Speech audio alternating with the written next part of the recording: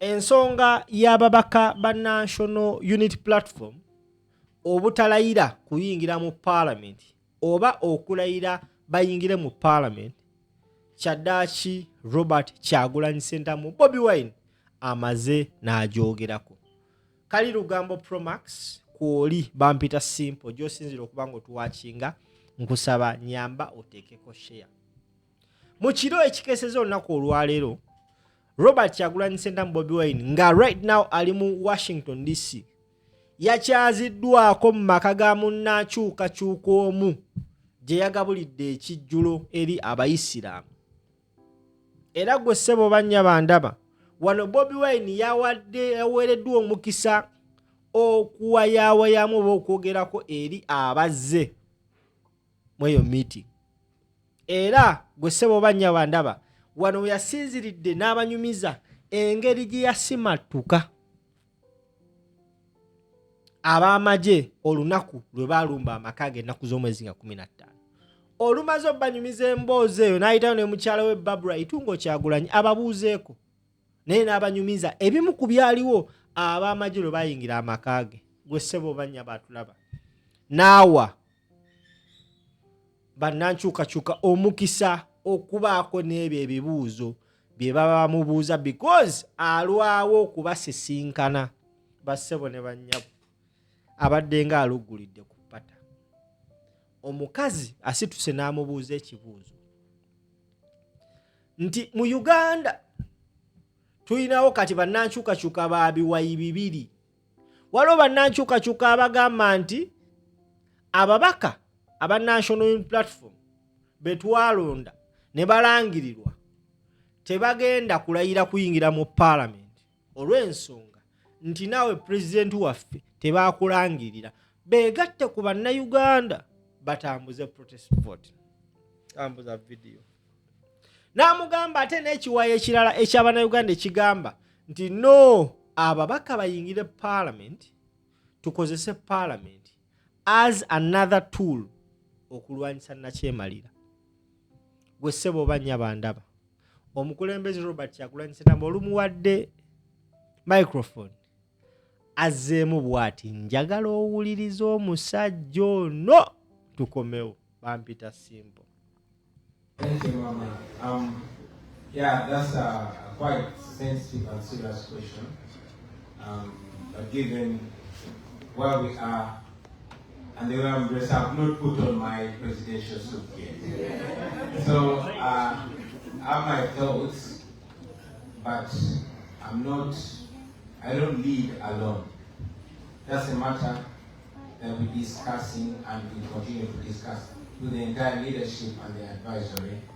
And I will pronounce myself after a wide range of consultation. We shall respond to that at the right time. In the past 2 months, I was trying to stay alive. Now, after confirming that I'm alive and I will be alive for a few more months or years, now I am thinking and consulting. And after that, I will speak out. Thank you. You're asking a question.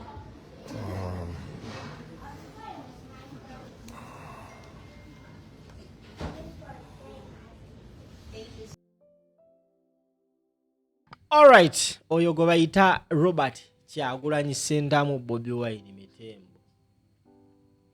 Kizibu nnyo nkiddamu.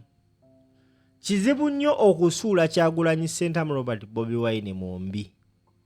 Era leero noyongedde okakasa nti mu butuufu bannayuganda twalonda omukulembeze enjasabikku.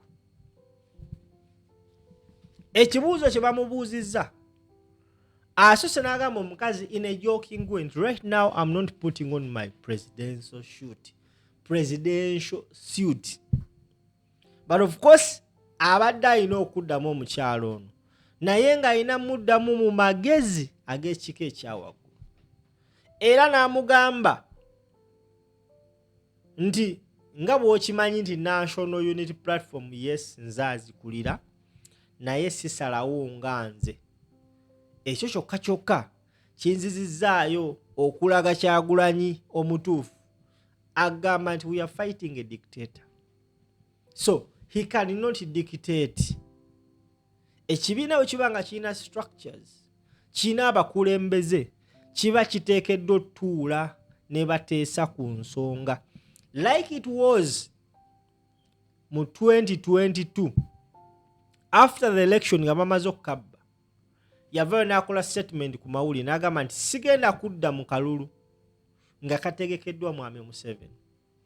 But of course after sitting with the team, abakulembeze, abasajja abagezi beneesiga bagamba no, we have to go back to the elections. Nti bwoleka Museveni na wogaana gwe ow'amaanyi asobola okugyako Museveni, wogaana okwetaba mu kalulu kateeseteese, agenda kuleeta bamunyagwa, yabaleeta.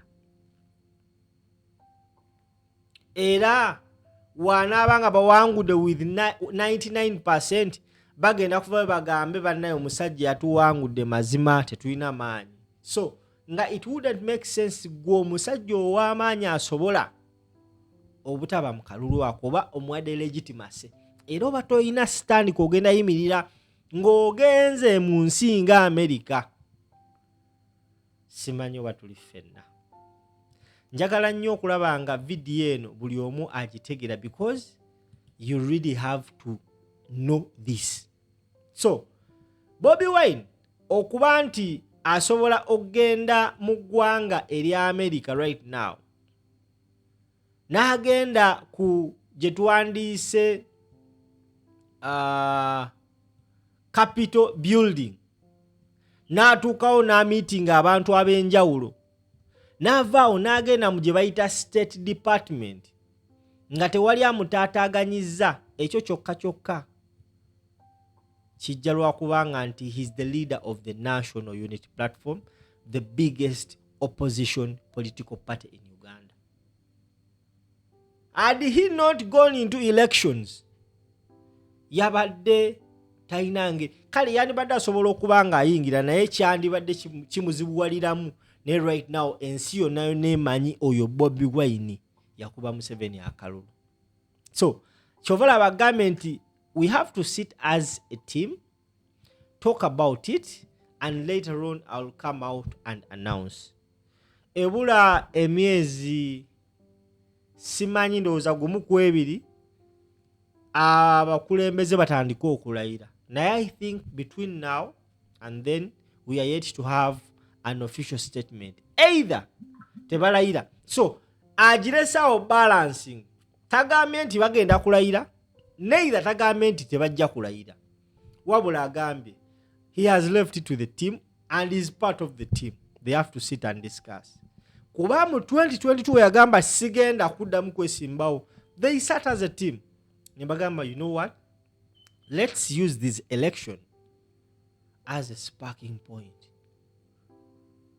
twongere ku bujulizi bwe tuyina nti wotuuka mu basajja bali ogenda balaga ekyatuukawo ku lunaku bwe luti nti twabadde mu campaign, terina covid, waliwo restrictions. Last time bekwasa covid-19, this time round tewabadde, bakoze kino bwe kino bwe kiti, bakubye ono basse. Obujulizi bwe yalina mu 2021 abo gasseko bwa 2026, he has a whole bag of evidence esobola okulaga abantu bali nti ono omusajja muki mubi. Yabadde ku State Department, ekifaananyi kyolabaawo yabadde ku State Department. Now njagala kuzaako emabega katono nnyo. There is a fool, there is a lumpen by the names of mukadde wange Jajja Edisendi. Yavuddeyo n'akola video ng'agezaako okwandamaininga olugendo lwa Kyagulanyi Ssentamu Robert Bobi Wine lwaliko mu ggwanga erya America. Era ng'agamba nti ebifaananyi bye yeekubiza naye yabiyina.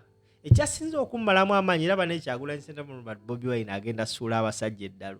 Edisendi yagambye nti awo Bobi Wine we yeekubisizza ekifaananyi ng'ategeeza bwannono, ng'ategeeza awo ku Capitol building nti naye yeekubisizaawo ekifaananyi. Wallahi nalinze ekifaananyi. Guess what? Omusajja yalese ekifaananyi ng'ali ku monument ya Martin Luther King. Naleeta ekifaananyi ng'ali ku State House. where every fool that goes to America goes to, because kyabulambuzi monument ya Martin Luther King, State House bakirizayo abalambula on a daily basis. The gentleman Robert Kyagulanyi Ssentamu, Bobi Wine, His Excellency, ye yabadde ku Capitol Building n'agenda ne ku State Department.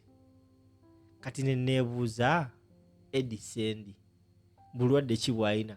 Omuntu omubiri gye nakuze yagamba nti no yalina just bula bikolwa. Olwemala n'aŋŋamba nti alina dementia. Dementia bulwadde butera nnyo okukwata abantu abakulu.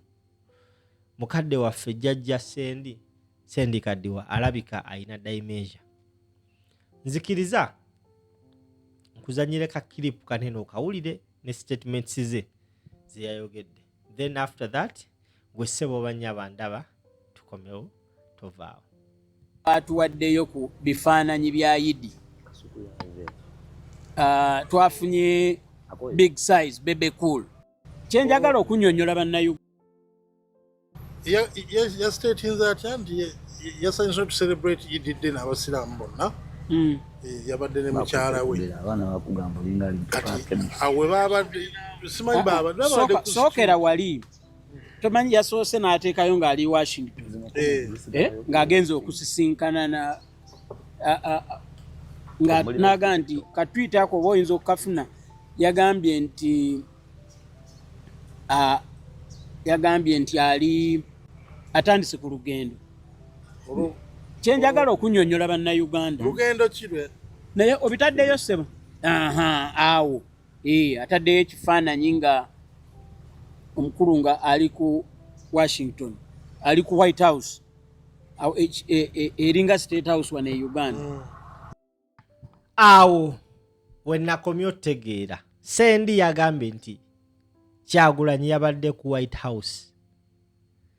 N'addamu n'akyongerako okulaga nti omukulu alabika alina dementia. Yagambye nti eyo ebeeranga State House ya wane Uganda. Ladies and gentlemen, the man was not at the White House. The man was at the Capitol building. This same gentleman, Eddie Sendi, yagenze maaso n'agamba abantu awo Bobi Wine we yali naliwo. Njagala owulirize video. Naye wano we yabadde. Njagala bannayuganda just babuulira musibubi. Njagala babuuliramu. Awo nange naliwo. Buli ayagala agenda gwe kyogamba. Awo buli ayagala agenda. Ngenda balagayo ku bifaananyi byange. Kale nze saayambala suuti. Naye nagenda. Ne wano waliwo nga paaka wabweru. Compound nene nnyo. Nnyo. Kati kambalage ebyo bifaananyi bye mulaba. Nga ndi munda. Awo nali ku Martin Luther Monument mabega wali. Kati awo ndi munda. All right, thank you so much, ladies and gentlemen, for joining us. Abaganda bagamba nti obukadde magezi. Naye ate bajenzi bakikyusaamu bagamba obukadde magezi nga ne mu buto wali ogalina. Mukadde waffe Sendi jjajja agambe nti awo Bobi Wine we yali nange naliwo. Mbadde nninze ekifaananyi kya Sendi ng'ali ku Capitol building akubilla. Alese kifaananyi ng'ali ku Martin Luther King monument. Alese bifaananyi ng'ali mu State House. Awo wenkomye okutegeera n'enfa. Jjukira nali nafadda. Okategedde gwakategedde yongeza otambuza video. Bobi Wine is here to do things that are going to make these people get mad. Trust me. He's yet to do a lot that is going to make these guys get mad. Sendi, yes sawa zino.